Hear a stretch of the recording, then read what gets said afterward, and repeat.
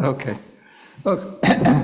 Okay, so we can start off, we can do 3 bows to the Buddha, even mentally. 1, 2, 3. And then I will do a salutation. Namo tassa bhagavato arahato samma sambuddhassa. Homage to the Blessed One, the Worthy One, the fully enlightened one.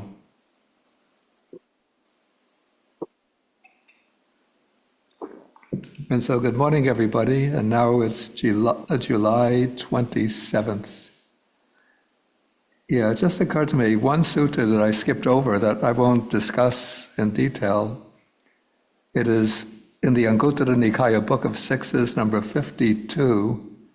And it just occurred to me as I was skipping down through it that for those who are sort of interested in the cultural and social conventions of the Buddha's time in India, this sutta could be of interest to them.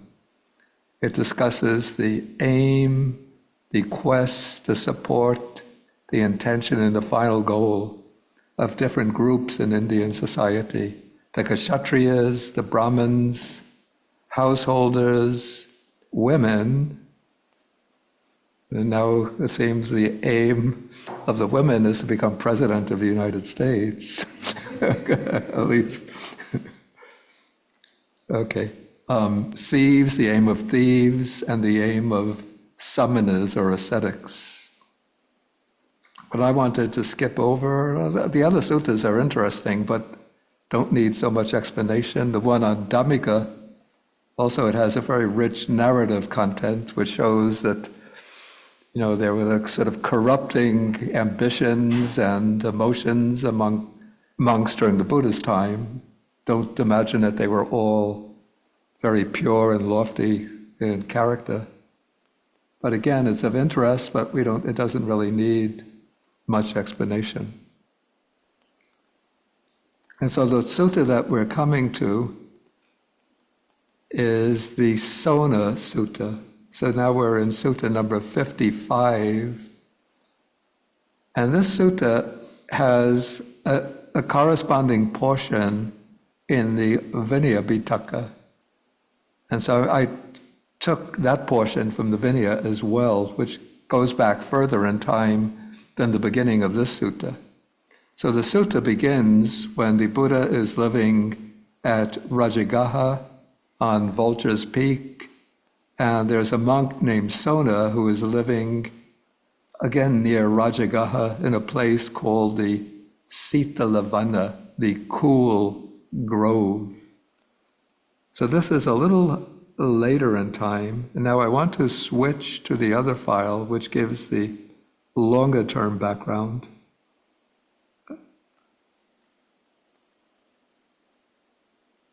Okay, this is in my notes file. Let's increase the point size.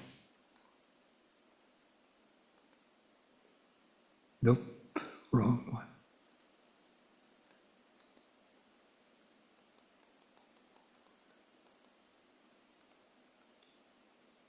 Okay, how is the size here?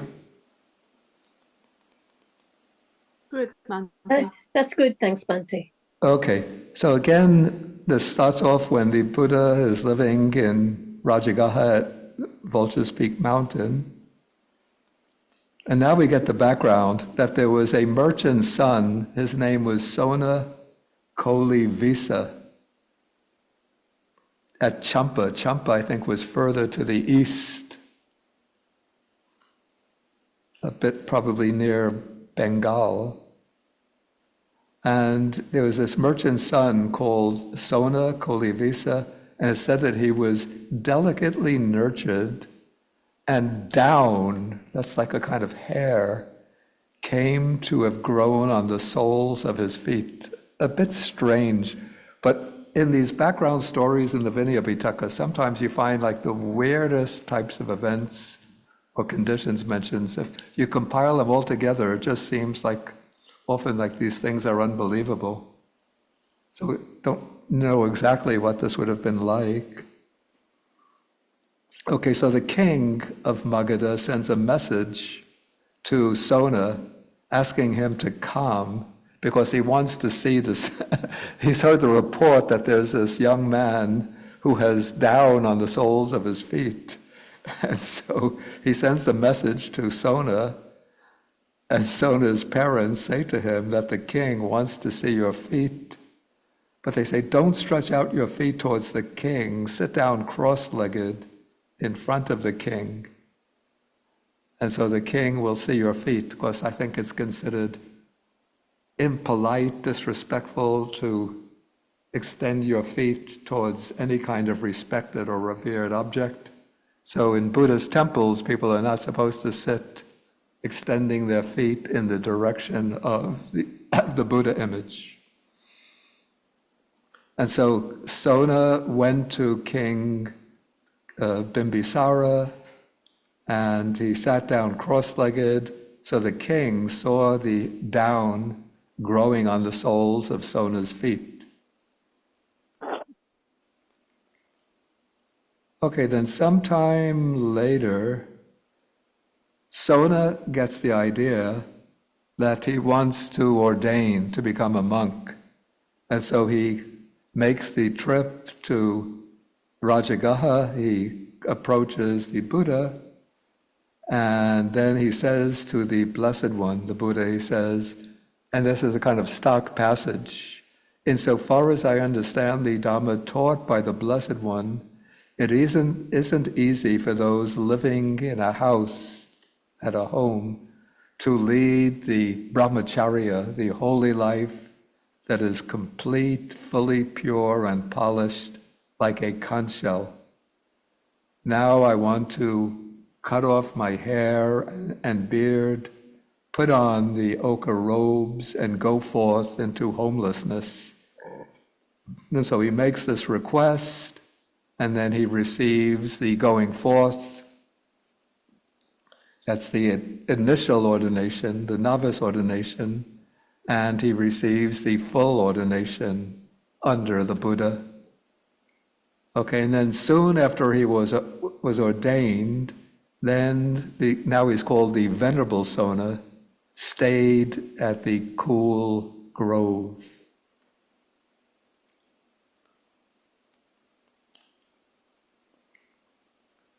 Okay, now the text tells us that because of his great output of energy in pacing up and down, walking back and forth on the walkway, his feet split open and apparently blood started to flow. And so the walkway became stained with blood as though there had been slaughter of cattle. Okay, then as the Venerable Sona was meditating in private, a train of thought arose in his mind. Of course, he was walking back and forth very energetically, and apparently he was not able to achieve any kind of peace of mind, any kind of stability of mind, any degree of samadhi or insight. And so he was becoming discouraged, and this was the thought that came into his mind, that there are disciples of the Buddha who put forth great energy. And I am one of those. I'm putting forth all of this energy in my walking meditation, yet my mind is not freed from the taints through non-grasping.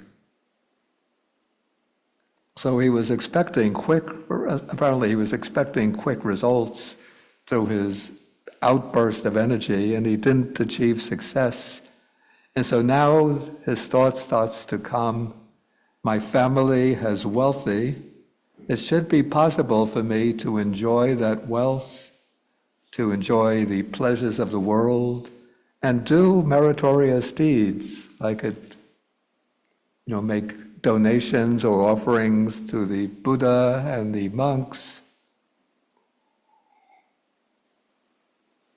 I could observe the precepts, I could do, occasional sessions of meditation, but I don't have to live this very rigorous, vigorous, renunciant life. So now he's thinking, let me return to the lay life, enjoy the wealth, and do meritorious deeds. So that is the point where the sutta that we're reading begins.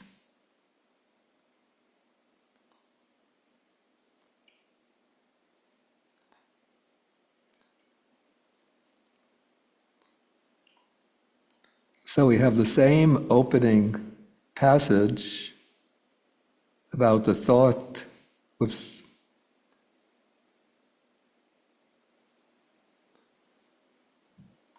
the thought of leaving the monastic life to return to the lay life, but without the background story. And the background story is a little bit, I have to say, puzzling, that in walking back and forth, that his feet should give out blood. I have an experience, this occurred to me when I was preparing the sutta. When I was in Sri Lanka, I did a kind of walking tour across part of the country. This was starting off from, I took the bus to Mahayangana, and from Mahayangana, my intention was to walk to Badula, and then from Badula down the hill to, I don't remember the name of the town. Okay, so walking day after day. Excuse me? Is it Ella? Ella? No, I went to Ella and I walked down from Ella. It was when you get down from Ella to the ferry lowland. Okay, it doesn't matter, it's not important.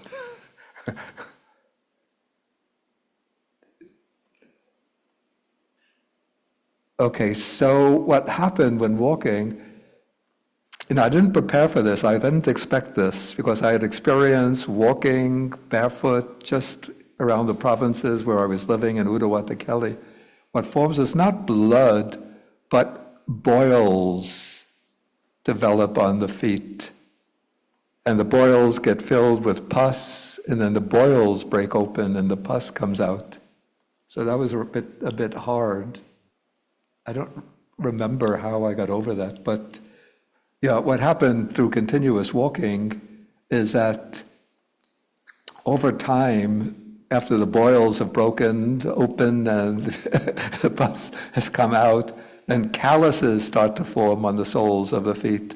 And then once the calluses form, then the feet become like as though you have a layer of leather on the feet, so you could walk long distances without any problem. Yeah, but I didn't have any experience of blood coming out. So anyway, so this is what happens with Sona. So his feet are splitting open and the blood is coming out. And it's a bit strange that you would think that first, before Sona goes off to live in seclusion, the usual prescription laid down in the Vinaya is for a junior monk to stay under the supervision of a senior monk for 5 years, where he gets training. And then you would think if he wants to go into seclusion that he would approach either the Buddha, if the Buddha is around, or some senior monks or his teacher to get some guidance and meditation, and would get proper instructions in how to develop a meditation subject in a balanced way.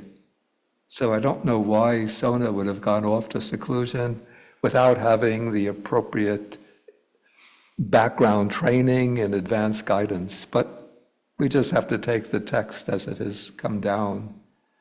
Okay, so now Sona is thinking of giving up the monastic life and going back to enjoy the wealth and do meritorious deeds. And what happens, the Buddha, of course, is sitting some distance away, but he uses his all-embracing knowledge to sort of tune in, like we tune in with, I don't have the phone with me, I want to see what's going on now in Washington, D.C., so I just go onto a news website and then I could read what's going on in Washington. If I want to go out, find out what's going on in India, I could go onto India Today news site and I find out what's happening in India. in the Middle East, Al Jazeera, and then I get the news there. So the Buddha is using, he doesn't have to use a cell phone or a television set or a radar, but he just sort of spreads his own mental, he's sort of scanning the mind streams of all of the disciples, and then blip, blip, blip comes onto his mental radar, Sona. He's thinking of disrobing. And so then the Buddha, again, he finds out what's going on in Sona's mind. And again, he doesn't have to walk the distance or take or call for the monastery car to come to drive him over to the cool grove. But just as a strong man might extend his arm or draw in his arm, so the Buddha vanishes from Mount Vulture's Peak and reappears in the cool grove in the presence of the Venerable Sona. And then the Buddha sits down, Sona comes, pays homage to him. And then the Blessed One said, whoops.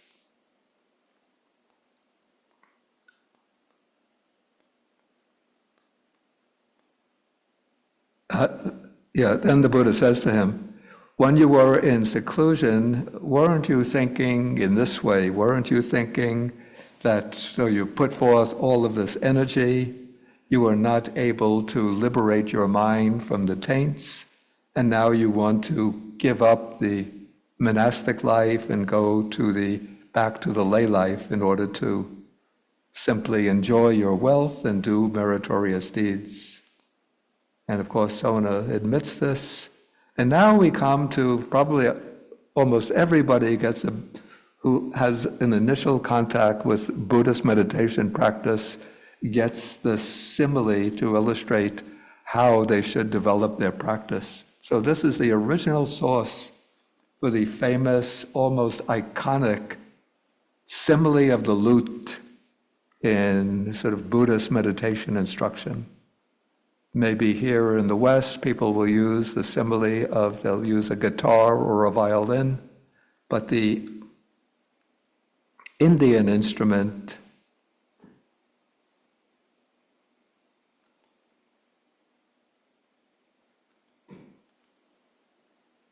okay, the typewriter is not,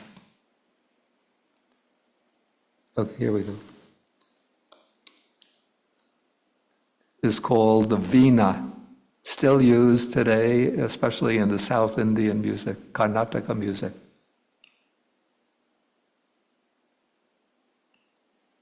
Okay, so the Buddha says, in the past, when you lived at home, weren't you skilled in playing the veena, the lute? And he says, yes, Bhante. Then what do you think? When the strings were too tight, was your lute well tuned and easy to play? Of course, when the strings are too tight, then you can't play it, you don't get the proper music, so no. When the strings were too loose, then was the lute easy to play? So if you play the lute with loose strings, then you get a heavy and sluggish music. When the strings are tight, too tight, then you get the music is too high-pitched. Okay, but how do you play the lute in the proper way? When the strings were neither too tight nor too loose, but adjusted to a balanced pitch, then was your lute well-tuned and easy to play? And the answer is yes, Bhante. So to play the veena, the lute, you have to tune each string so they're not too tight, not too loose. And so now the Buddha now applies the simile to the practice of training the mind. So he says, if energy is aroused too forcefully, this leads to restlessness.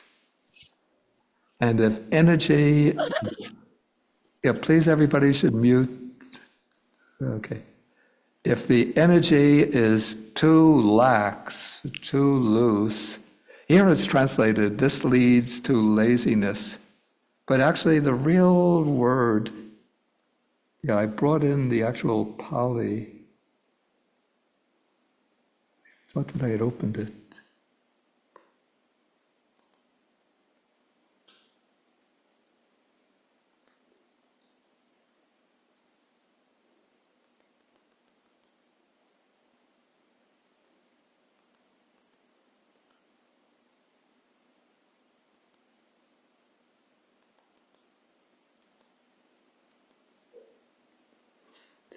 Yeah, the Pali word is kosajja, which in some contexts does mean laziness. Like somebody doesn't want to do any work, they don't want to do sort of like the sweeping of the grounds, carrying water, and so on. So they expect the other monks to do that kind of work. In that case, you could say that's kosajja is laziness. But here, in the training of the mind, it's not real laziness in that sense, but it's a kind of, maybe you could say it's a mental sluggishness or looseness of the mind, that the mind is not able to focus on the object properly. So when the energy is too forceful, then we have uddhacca. Uddhacca is the word that we usually translate as restlessness or kind of agitation.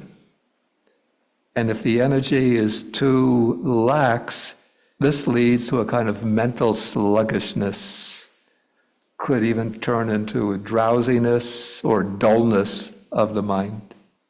And so then the Buddha gives the proper instruction.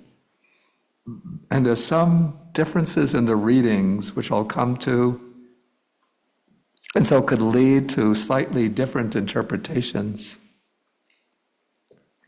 So this is the sentence, the way I translated it back early, about 2006 or so, 2008. Therefore, resolve on a balance of energy, achieve a balance of the spiritual faculties, and take up the object there. So this is the important sentence, sort of, in a way you could say it's this is the main sentence, the central sentence in the whole sutta. Even you could say it's the key to the right attitude or approach in meditation practice. But there's a little bit ambiguity here, and that comes out. I actually pasted my note into the other file.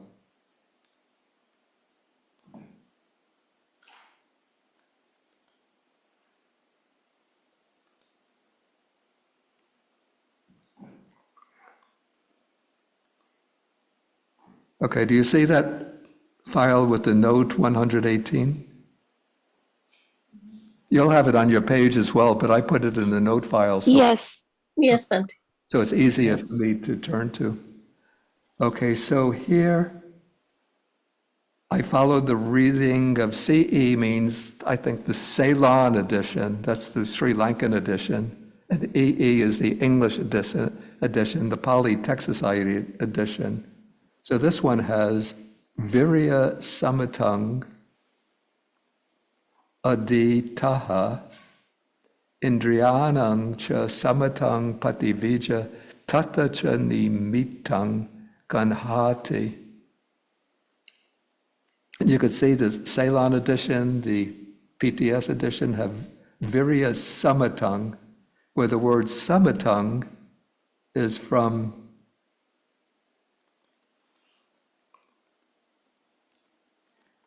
the word sama, which means even or balanced. So I think we would get the stem form would be samata, balance or equality, evenness. But the Burmese edition has virya samatang, where samatang is a completely different word from samatha. And samatha, this word, is what is sometimes translated as calmness, tranquility, serenity. So this one, if we take the Burmese reading, it's saying resolve on energy and samatha and tranquility and calmness. And the commentary, even in the Ceylon edition, has virya samatang, energy and calmness. And the explanation in the commentary seems to support virya samatang, energy and calmness. Because the commentary, this is what the commentary says, it takes the expression from the sutta and it says, resolve on samatang, that's serenity, virya sampayutang, associated with or combined with energy. And then the commentary says the meaning is link energy with serenity. And then we have the other expression, so that's the first phrase. Now I think I would go with the Burmese edition, at least to comply with the commentary. So resolve on energy combined with calmness, or resolve on calmness yoked with energy. And then penetrate, here we have definitely samatang, balance, penetrate or achieve balance of the faculties. And the faculties here, usually in the list of faculties, we have 5 spiritual faculties, 5 indriyas. Anybody remember what the 5 faculties are? Saddha, Viriya, Okay. Sati, Area, Samadhi, Okay, we have 3 of them so far. Sati, Samadhi, Prajna. Conviction, Samadhi, persistent, mindfulness, Panya, concentration. Okay, we have Saddha, Virya, Sati. I heard those 2. Samadhi, Panya, concentration, We have to get the right order. Samadhi, Conviction, No, that's the Samadhi, Samadhi, Samadhi, samadhi Samadhi, and the and Panya. Prajna. panya, wisdom. So we have the 5 spiritual faculties. First in Pali, Saddha, Virya, Sati, Samadhi, Panya. Yes. An English translation, faith or conviction, energy or effort, mindfulness, then samadhi, translate concentration, and panya, wisdom. And so balancing the faculties, they say that faith and wisdom are to be balanced. Because if you have too much faith without wisdom, then you just become credulous. You're willing to believe things without any investigation, without any inquiry, without real understanding. So you might be uplifted by strong waves of devotion, veneration, admiration, but you don't develop real insight, wisdom, or understanding. But if you have a kind of panya without faith, that panya is not real wisdom, but we could say it's maybe intellectual sophistication, or it even turns into a kind of skepticism, or a kind of cynical skepticism where you're ready just to question everything without being able to place trust in anything, even when it seems worthy of trust. And so you need a faith that's governed by wisdom and an understanding or the intellectual faculty that's inspired, infused, and motivated by faith. So those 2 faculties have to be kept in balance, in proper balance. And then the other 2 faculties to be put in balance are energy That's virya and samadhi, concentration. So if you have virya, putting forth a lot of effort and energy, but you don't have sufficient calmness or collectedness, then that energy leads to restlessness, to agitation, like the case of Sona here. And it's said that if you have samadhi without energy, I wouldn't call that real samadhi, because real samadhi has to be sort of driven by energy.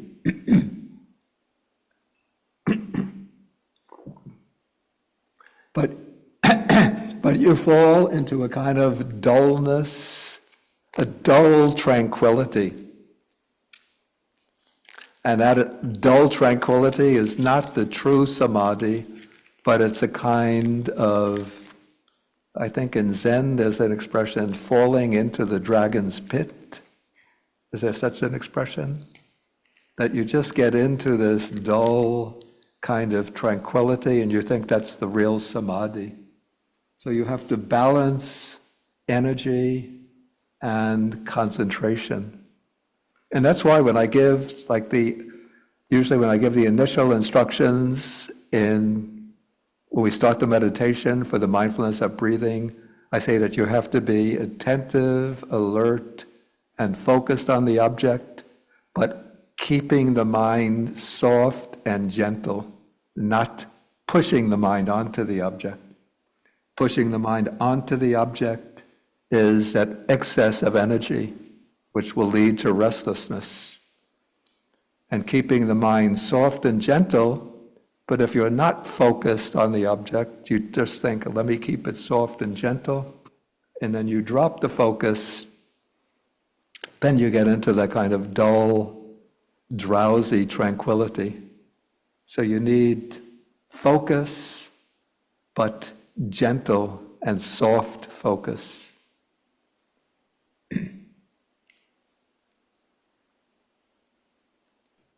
Okay, so we have the four faculties so far: faith balanced with energy, faith balanced with wisdom, energy balanced with samadhi.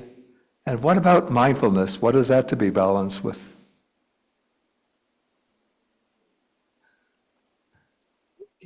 Everything. Say? With all the other conditions, mindful has to be with all the other conditions. Yeah, mindfulness is needed everywhere, the Buddha says. Mindfulness is valuable or useful everywhere. And in fact, it's mindfulness, in a sense, that is the supervisor that looks at the mind, that sort of keeps track of the mind, and determines whether any of the faculties are getting out of balance. And so mindfulness ensures that the balance of the faculties is maintained, properly maintained. Okay, so we have three phrases here: determining or resolving on either the balance of energy or resolving on the union of energy and calmness, penetrating the balance of the faculties, and then the third is grasping the sign there. And the word here is nimitta, which takes on a special meaning in the meditative system that we find laid out in the commentarial works like the Visuddhimagga. But so far as I can see, in the suttas, the word nimitta is not used. In the Visuddhimagga system, nimitta refers to a kind of mental image that appears when the concentration, the samadhi, reaches a certain degree of strength. The nimitta is a kind of can be a bright light, some kind of mentally visualized formation. But I don't think so far as I can see, the word in the suttas, nimitta, doesn't yet have that particular significance, but I think it means simply the object of meditation. So it's in that way that you get a firm grip on the object of meditation. Okay, now I'm going to get a little pedantic here. Okay, yeah, so this is what the commentary says. Oh yeah, so about the balance of faculties, the commentary says, mindfulness is useful everywhere, so it should always be strong. So you don't have to worry, oh, is my mindfulness getting too strong? Because when the mindfulness is strong, then you'll know that the other faculties are in balance, and especially samadhi and panya, concentration and wisdom, can do their proper work. Then it says, the commentary says, seize the object there. When such balance exists, then the object can arise clearly like the reflection of one's face in a mirror. And you should take up this object, bring it forth, the object of serenity, of insight, of the path, and of the fruit. And so then the commentary says, in this way the Buddha explained the meditation subject to Sona, leading up to arahantship. Yeah, there are some Chinese parallels to this passage which I could find, which have some, in some respects they help us to understand the Pali, and in other ways they shed a different light on it. Okay, so this for maybe some of our participants can read this old style of Chinese. Okay, so it says, 是狗, so therefore, 如当分别测学, 观察这相莫得分异. So it says, therefore, you should, this is a bit strange, this time, and examine the mark, that would be the object, and do not be heedless. I think this corresponds to don't fall into laziness. And it seems to me that what's taken place, you see, the Pali word samatha looks like the Pali word samaya. So it seems to me that what's happened is that in one line of transmission, the word samatha got mutated into samaya, which then in Chinese becomes shi, time. So I think that's a bad reading. Yeah, okay, we won't go into the Chinese parallels, but if anybody has the text and can read Chinese, you can look at the parallels for yourself. Okay, so let's go back to the Pali text. Okay, so we see the need to balance, let's say, to balance energy with calmness, and in this way, to balance the spiritual faculties, and then you get a grip on the object. And according to the commentary, you first get a grip on the object of samatha, of calmness, of samadhi, which would be a single object, a unified object. Since in practicing samatha meditation, you choose just a single object, and the task is to keep the mind continuously and consistently on that one object. And then, again, following the commentary, you take up or grasp the object of vipassana, of insight. So this will be an object that can be changing, but whatever object appears, it is present to the mind through the strength of mindfulness. And so you can be observing, usually in developing insight, you start off with a single object, but you start attending to the changes in that object. For example, if you're following the breath, instead of trying to follow the consistency in the feeling of the breath, you start observing the changes in the sensation of the breath. Maybe first noting distinctly the difference between in-breath out-breath, in-breath, out-breath. And then in each in-breath, you notice the different phases. In each out-breath, the different phases, beginning, middle, end. And then through that way, you're seeing the impermanent nature, that even in one in-breath, there's a beginning, a middle, and end. And then as the mindfulness becomes stronger, you don't use labels, beginning, middle, and end, but you just note all the changing sensations in the in-breath, all the changing sensations in the out-breath, until you're seeing the constant rising and falling of sensations in the breath. And that way you're getting the perception of impermanence, and then you could extend that to the entire physical body, and then to the other aggregates among the five aggregates, seeing the constant changing in the feelings, in the ideation or perceptions, in volitions, and in consciousness. So that's penetrating the object of insight. And then when the insight becomes strong, then you penetrate the object of the path, which is the unconditioned, the deathless nibbana, and the object of the fruit, which is also nibbana. Okay, so Sona receives these instructions from the Buddha, and the Buddha returns to the Vulture Peak Mountain. And now Sona follows the Buddha's instructions, and he takes up the object properly. And then we have the stock passage, dwelling alone, withdrawn, heedful, ardent, and resolute. In no long time, the Venerable Sona realized with direct knowledge the unsurpassed consummation or goal of the spiritual life.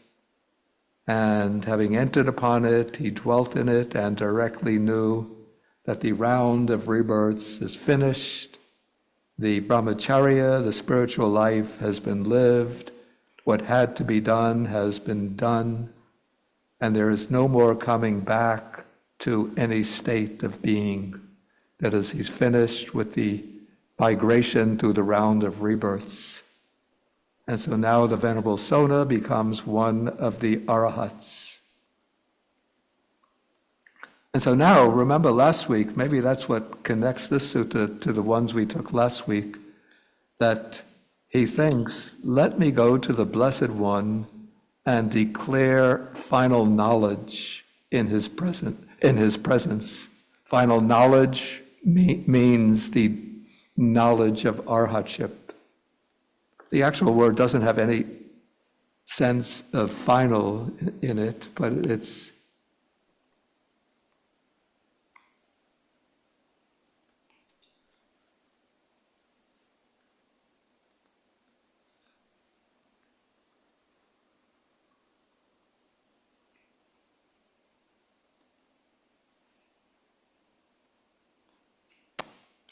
anyway, the word is anya, which just means a kind of knowledge, but it's always used, or generally used, to mean the attainment of arahantship. And so Sona goes to the Buddha. He's not going to say, I am an arhat, but he's going to sort of indicate his attainment in an indirect way. And he's going to make describe six qualities of the arhat, which is why this sutta is classified in the group of sixes. So Sona comes to the Buddha and says, when a monk is an arhat, again, this is the stock formula, one whose taints are destroyed and so forth and so on, completely liberated through anya, through final knowledge, he is intent on six things: on renunciation, on solitude, on non-affliction, on the destruction of craving, the destruction of clinging, and on non-confusion or non-delusion, we could say. And so now he's going to elaborate, okay, that when a monk is intent on these six things, somebody else, maybe a monk or even a layperson, might think, is it possible that this Venerable One is intent on renunciation on account of mere faith? So this person is sort of inspired by faith, by devotion, and out of that faith and devotion, he takes up a life of renunciation. So somebody is wondering, could that be the case? But Sona says it should not be seen. It should not be seen in such a way. When a monk is one who has destroyed the asavas, the taints, and who has lived the spiritual life, done his task, does not see, a monk whose taint are destroyed, who has lived the spiritual life and done his task, does not see in himself anything further to be done, that is, anything further to be done by way of practice to achieve the final goal, and does not see any need to increase or improve upon what has been done. According to the commentary, this means he doesn't have to go back to square one and start over and to reach the goal again.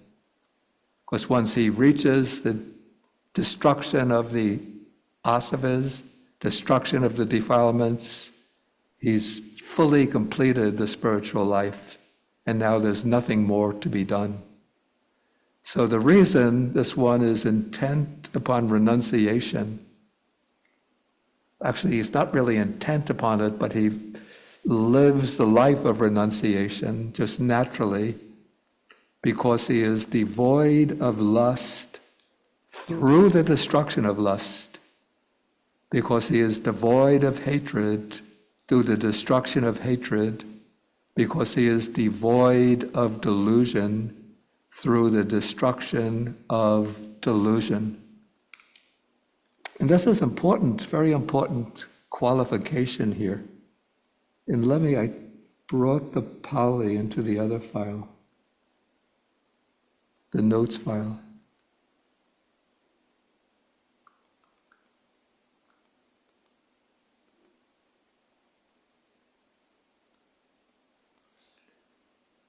Yeah, it says, Kaya ragasa vita ragata, kayasa dosasa vita dosata, kayasa mohasa vita mohata.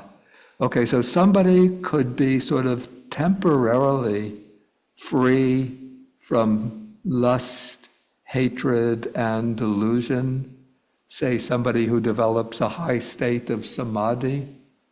We could say that the mind is not overrun by lust, hatred, and delusion because they've achieved this temporary purification or temporary liberation.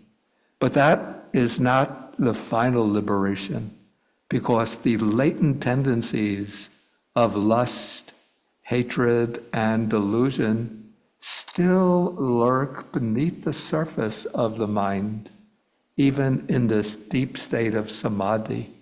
And so when this person comes out from the state of samadhi, if they encounter attractive objects, that could trigger lust. If they encounter disagreeable objects, that could trigger aversion, and they can fall into states of delusion. But in the case of the arhat, the mind is devoid of lust, of hatred, of delusion, because those three roots have been cut off at the root, and they've been extirpated, removed from the soil of the mind, so that they can never arise again. And therefore the arhat is intent on renunciation because he's reached the destruction of lust, hate, and delusion. Okay, then we have the next declaration. So this is, okay, could it be that this venerable is intent upon solitude or seclusion because he's hankering after gain, honor, and praise.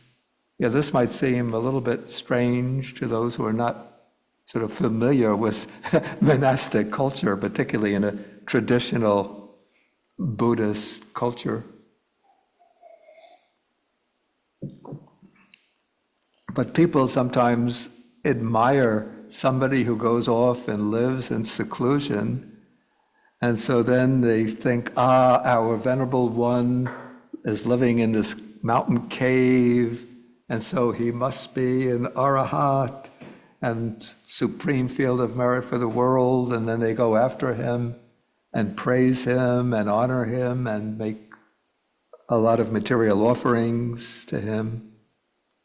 But Sona says it shouldn't be seen in the case of this Venerable One, it should not be seen in such a way that this person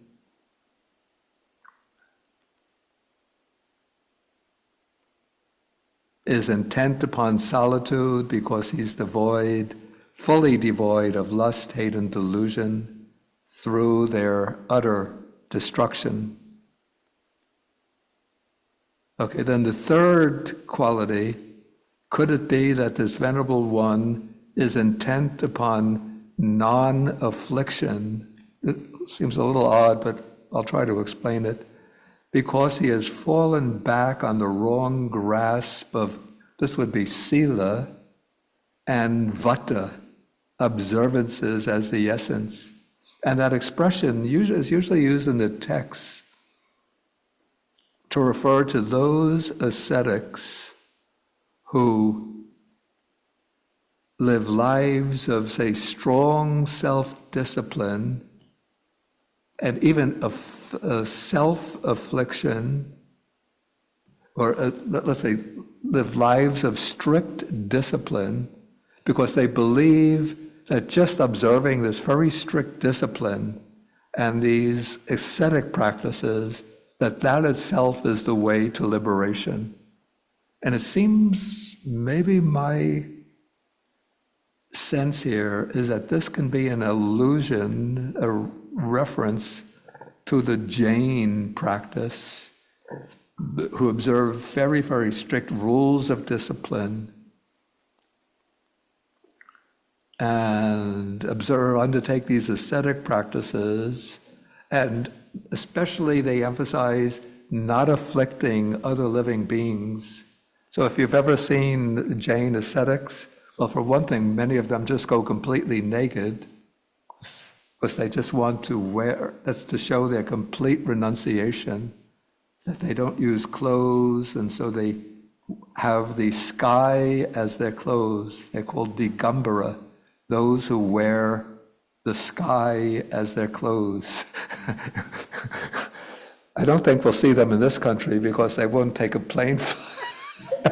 A little difficult to take a plane flight. Can we show you to your seat? So the other Jain ascetics are the white-robed ascetics, but they all observe this very strict discipline, wearing the Svetambara ascetics wear the face mask so that they don't breathe in even minute little flies, and they always brush the path in front of them. They carry a brush, and when they walk, they brush the path to brush away other living beings so that they won't step on them. So this might be a reference to that. And so Sona says that this one, the arahant, is intent upon non-affliction because he's devoid of lust, hate, and delusion through their destruction. So that's 3. Number 4, he's intent upon the destruction of craving, but actually he's realized the destruction of craving because he's devoid of lust, hate, and delusion. Number 5, intent upon the destruction of clinging. This seems almost synonymous, but clinging is, we could say it's a stronger form of craving. And number 6, intent upon non-confusion or non-delusion, because he's devoid of lust, hatred, and delusion through their destruction. It seems to me that we could connect these 6 declarations with the 3 unwholesome, with the elimination of the 3 unwholesome roots. Being intent upon renunciation shows the achievement of, or the realization, or the elimination of greed. Maybe being intent upon solitude or seclusion also indicates, in a sense, the destruction of greed, since you don't have to be dependent upon sort of social relationships and gain honor and praise from others. Number 3, being intent upon non-affliction, is connected to the destruction of hatred or ill will. And then number 4, number 5, the destruction of craving, destruction of clinging, stem from the elimination of greed, and being intent upon non-confusion comes through the destruction, especially through the destruction of delusion. And then finally, the Sutta Sona says that when the monk is one perfectly liberated in mind, even if powerful forms come into range of the eye, they don't obsess or disturb his mind. His mind is not at all shaken by them, but it remains steady and imperturbable, and he observes its vanishing. And it's a little strange, the text uses the singular, so the commentary explains that one observes the vanishing of that state of mind. But it seems to me that what should be observed is the vanishing of the forms that come into range of the eye. And then similarly with sounds, odors, tastes, tactile objects, and mental objects. When they come into range of their respective sense faculties, they don't disturb or shake the mind in any way. And then Sona compares this to a stone mountain. So if a very beautiful simile, if a violent rainstorm comes from any of the 4 directions, it won't make that stone mountain quake, wobble, and tremble. And so when the monk is liberated in mind, even if powerful objects come to any of the senses, they won't make the mind shake, wobble, or quake, because the mind is steady, attained, become imperturbable, and he observes its vanishing. Okay, I think we wanted to leave some time for questions. So let me get the... Okay.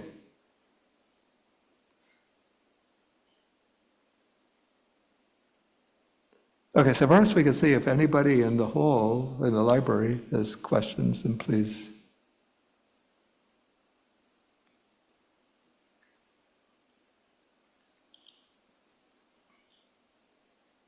Okay, so then we can take online questions.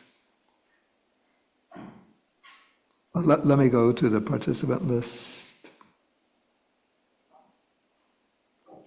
And the way to pose the question is by using the hand symbol. You'll find a hand symbol.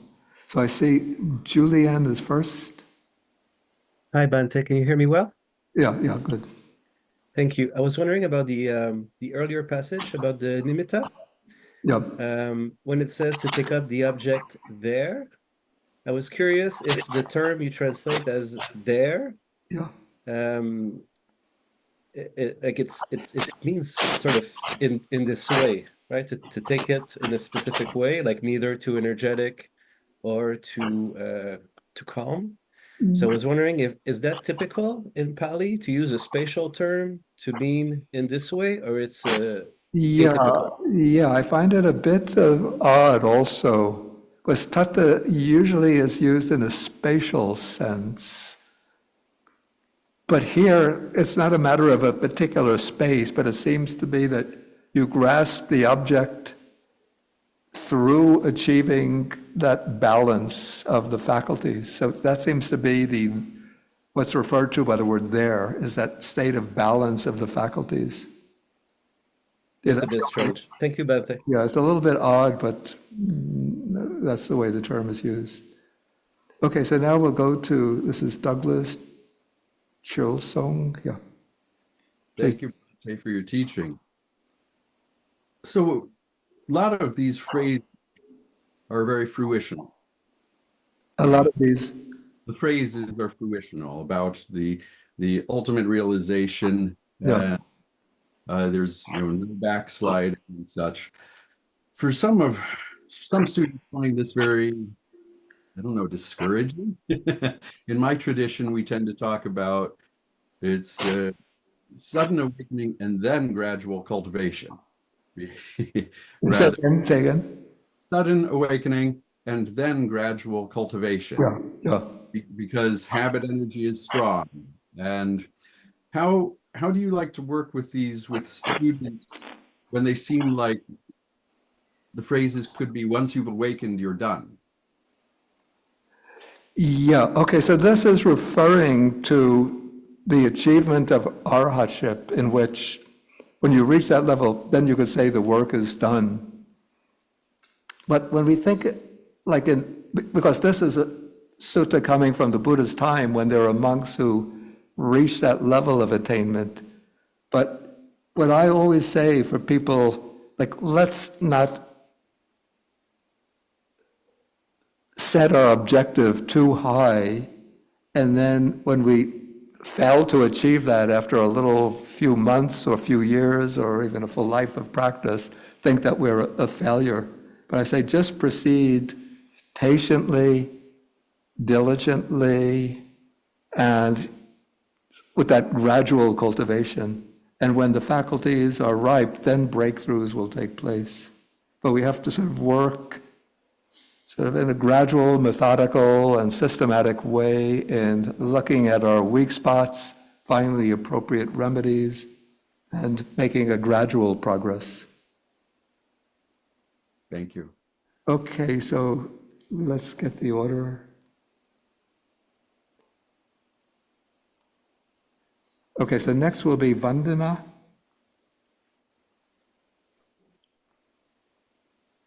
Thank you, Bhante, for the teachings. I have just a very simple question. In the beginning, you mentioned about when Venerable Sona was thinking about those things, going back to the lay life, and then Buddha just vanishes from his spot and appears in front of him. So I was just wondering, that's the magical power. Did Buddha show it often? Because it was not allowed, right? It was not. It was, he never encouraged anybody else to use the magical power. So did he use it often to? The text uses that description. Whether this really took place or not, I don't doubt that there are such spiritual powers, but whether the Buddha really, in this case, used that spiritual power to travel to Sona, or, we just don't know what happened. Maybe he sent a messenger to Sona, please come to see me, or maybe he walked to Sona. Yeah, I found, but it's a kind of stock description in the text. Yeah, okay, thank you. But I do have no doubt, well, I can't say that I have no doubt, but I do believe that there are such spiritual powers, and that on occasion the Buddha would have used them. Whether he used them on every occasion is described in the text. Yeah, no, I don't have doubt about having the power, because I know some people, yogis, had it, but Yeah. Buddha specifically discouraged monk to use it. So that's why I was. Well, he wasn't discouraged. He didn't discourage those with those powers from using them.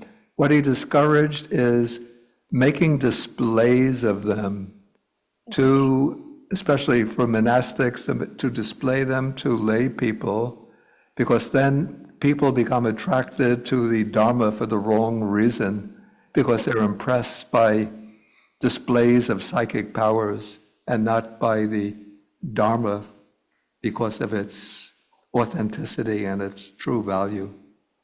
Thank you, Bhante.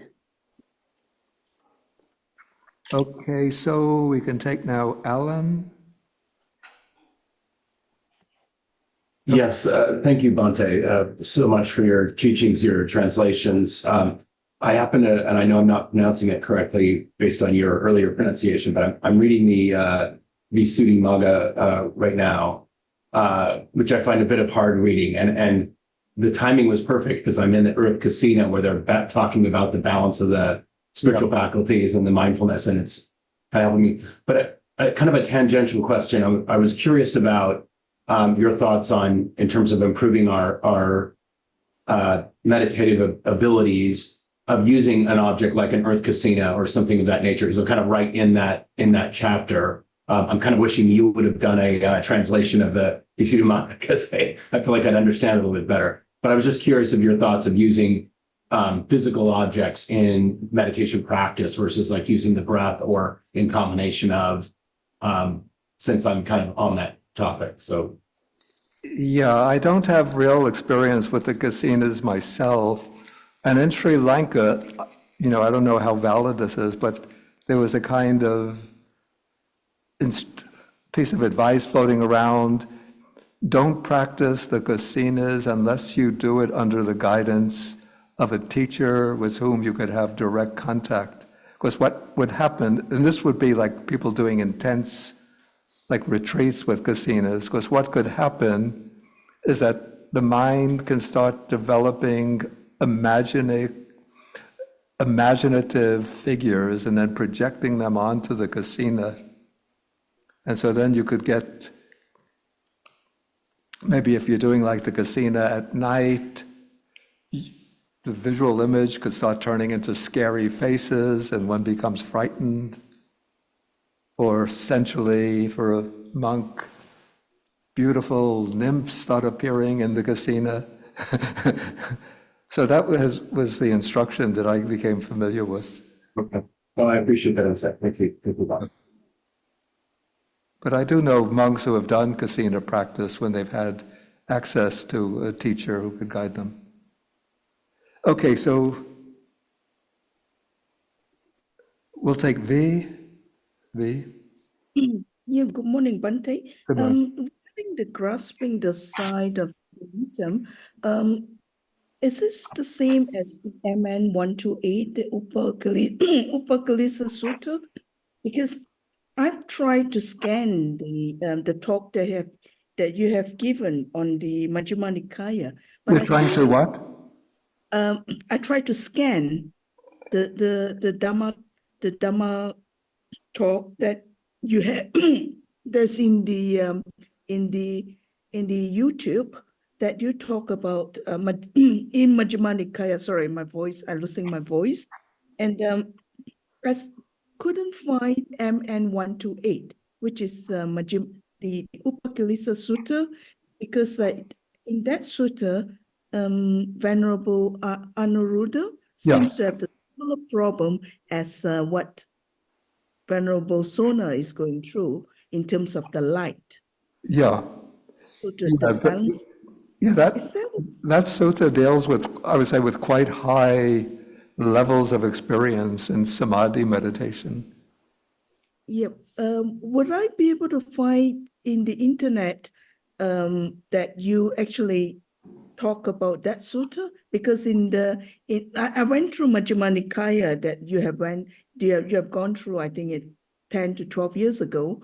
I couldn't find that talk. Yeah, I think I didn't give a series of talks on that sutta. Oh, okay, right.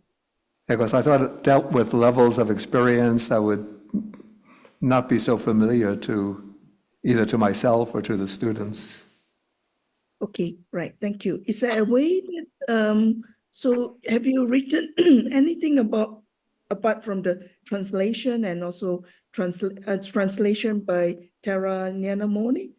Apart from your translation and his translation, is there any way I can find more in-depth analysis on that sutta? Yeah, I don't know if there is. You could just have to search around. I don't know. Okay, thank you. Yep. Yeah, okay. Thank you, Bhante. Yep. I could just take one more question now. So this is F. Lee.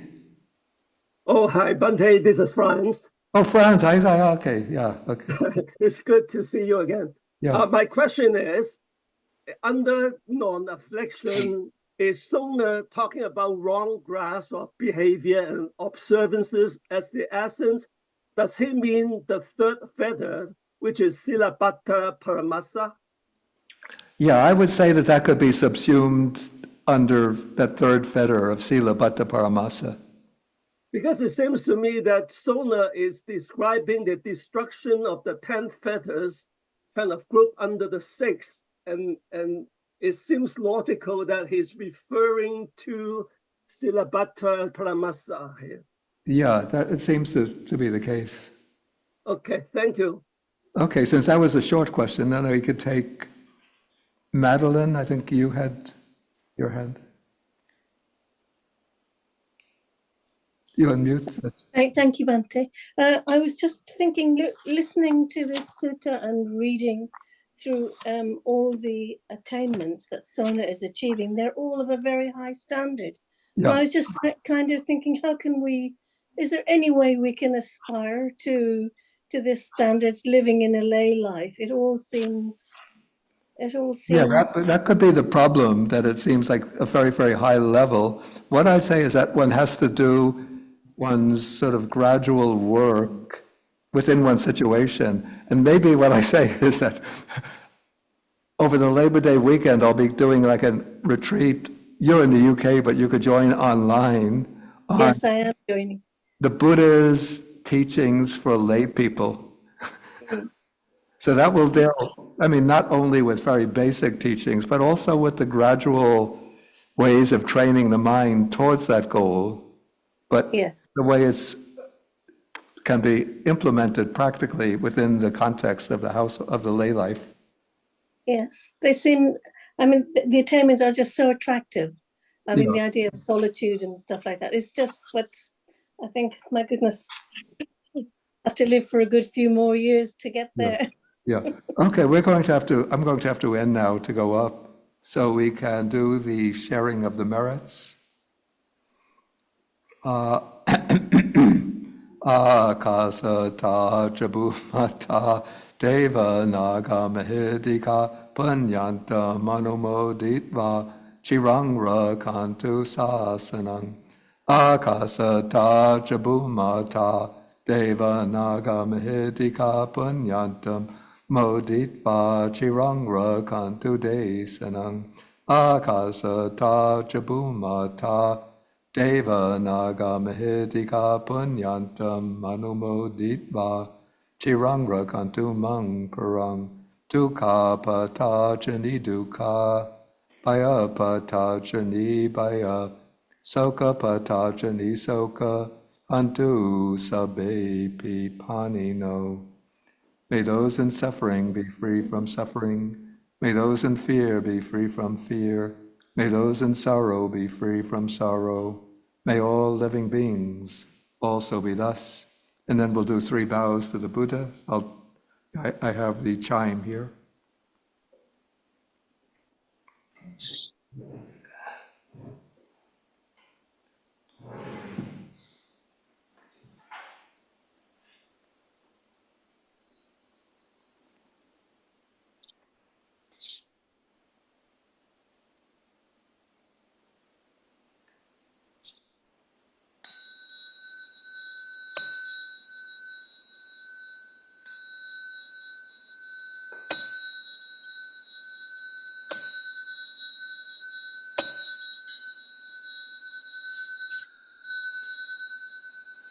And about to Bhante.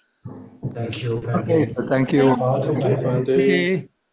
Thank you, Bhante. Thank you, Bhante. Thank you, Bhante. Thank you, Bhante. Thank you, Bhante. Thank you, Thank you, Bhante. Bhante. Thank you, Thank you, Bhante. Thank you, Bhante. Thank you, Bhante.